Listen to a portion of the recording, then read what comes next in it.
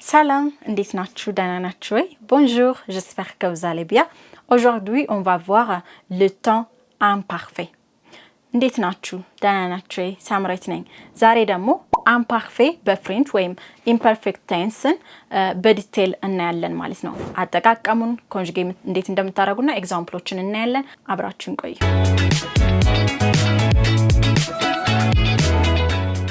So, imparfait.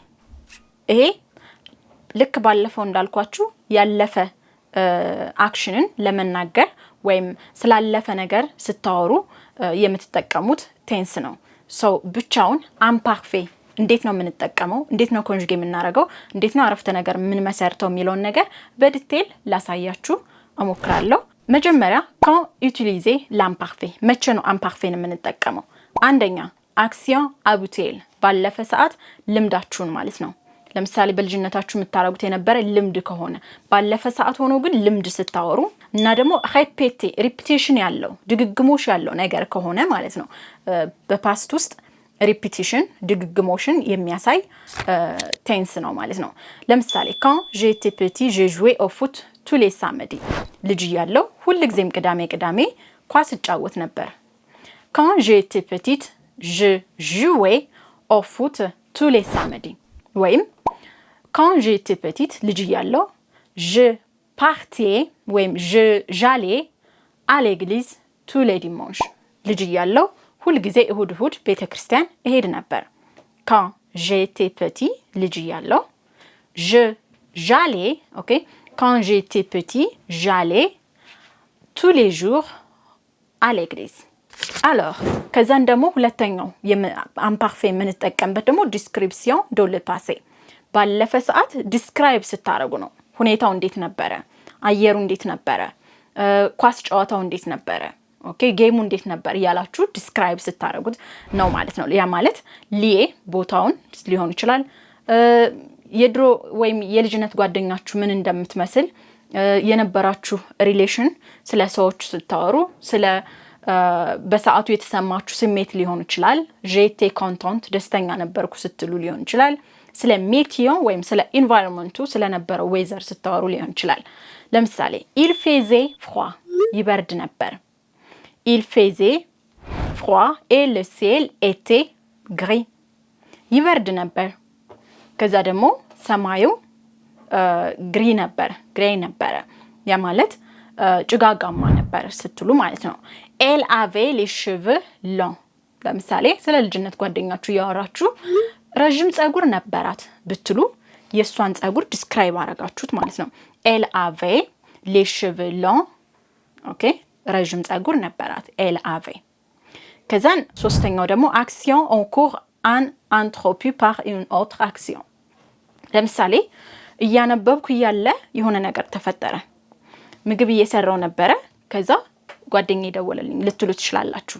ሶ በፓስት ቴንስ የሆነ ነገር ያረጋችሁ በመሃል የተፈጠረ ነገር ሲኖር ማለት ነው። ስለዚህ je lisais un livre quand tu as appelé ስትደውል መጽሐፍ እያነበብኩ ነበር ሊሆን ይችላል። ሶ ይሄ የሆነ አክሽን ያረጋችሁ በፓስት ቴንስ በመሃል የሆነ ሌላ አክሽን ሲደራረብ ሁለቱን አክሽን ለመለየት የምትጠቀሙት ነው ማለት ነው። je voulais parler à votre directeur ሶ እዚህ ጋር ደግሞ ፖሊተስ ወይም ስዌት ምኞታችሁን ወይም የሆነን ፍላጎታችሁን ለማሳወቅ ስትፈልጉ je voulais parler à votre directeur ካንተ ዳይሬክተር ጋር ማውራት ፈልጌ ነበር እያላችሁ ፖላይትነስ ወይም ደግሞ ፖሊተስ ወይም በአክብሮት የሆነ ነገር መጠየቅ ስትፈልጉ je voulais parler ማውራት ፈልጌ ነበር። ስለዚህ ነበር እያላችሁ የምታወሩት ለምሳሌ የሆነ ሱቅ ሄዳችሁና ባጌት ፈልጌ ነበር። ባጌት የፈረንሳይ ካልቸር ውስጥ ወይም ፈረንሳይ ሀገር ውስጥ ትልቁ ካልቸራል ዳቦአቸው ነው። ኢቭን በዩኔስኮ የተመዘገበ ነው። ረጅም ዳቦ ነው። ሶ ባጌት የሆነ ፈረንሳይ የዳቦ መጋገሪያ ስቴሽን ሄዶ ዳቦ ፈልጌ ነበር ወይም ባጌት ፈልጌ ነበር ብላችሁ ስትጠይቁ je voulais une baguette s'il vous plaît ኦኬ ባጌት ፈልጌ ነበር እባክዎት ብለን እንጠይቃለን። ስለዚህ imparfait የምንጠቀምበት ለነዚህ አራት ምክንያቶች ነው ማለት ነው። መቼ ነው የምንጠቀመው? ለምሳሌ ተርሚኔሽኖቹ ባለፈው እንዳሳየዋችሁ እዚህ እንዳስቀመጥኩላችሁ እነዚህ ተርሚኔዞች ናቸው ማለት ነው። ከዛም በኋላ ለምሳሌ ፓርሌን ብናይ je parlais አወራ ነበር፣ tu parlais ታወራ ነበር፣ il parlait ያወራ ነበር፣ elle parlait ታወራ ነበር፣ nous parlions vous parliez ያወሩ ነበር፣ nous parlions እናወራ ነበር። ስለዚህ ይሄውን ከቨርብ parler ጋር ኮንጁጌ ያደረግነው ነው ማለት ነው።